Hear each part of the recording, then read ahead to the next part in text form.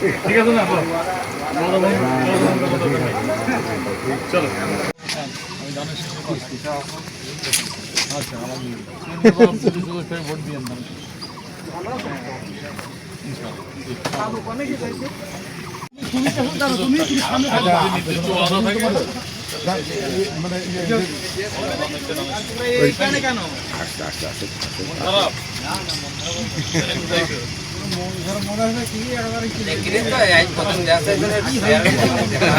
না থাকতে পারে না, মন খারাপের কারণ ঘটতে হতে পারে।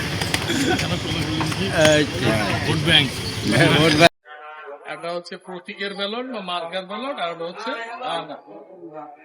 আমরা হায়ের পক্ষে বলবো আমাদের দলের সিদ্ধান্ত, এবং আমি যতদূর জানি অধিকাংশ দলই হায়ের পক্ষে বলছে।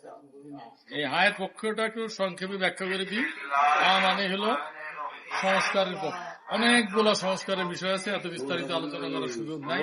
সব সংস্কার জানি না, অনেক বৈঠক হয়েছে। একটা জিনিস আমি বুঝি যে জয়যুক্ত হইলে আমার ভোটটা প্রতি 5 বছর পর আমি নির্ভয়ে ভোট কেন্দ্রে যে দিতে পারবেন। আপনি আপনার ভোটটা নির্ভয়ে ভোট কেন্দ্রে যে দিতে পারবেন, আপনার ভোটটা অন্য কেউ দিতে পারবে না।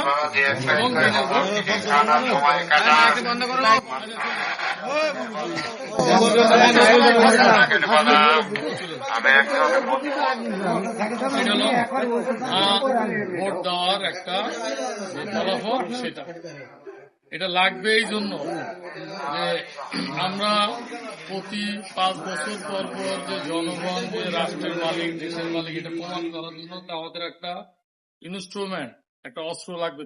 এটা কি? সেই ভোট। এই ভোটটা দেওয়ার অধিকারটা জনগণের কাছে চলে এসছে, মানে জনগণ তার মালিকানাটা। এই যে আজকে আমরা এখানে পথের মধ্যে ধরা করছি ভোটের জন্য, আমরা যদি জানতাম আমার এই জনগণের ভোটের প্রয়োজন নেই, কোন বাহিনী ভোট দিয়ে দিবে, অথবা আমি তাহলে তো আমার এটা এত আশা তোর কাছে গাড়িতে করে হাত একটা করে চলে যেত।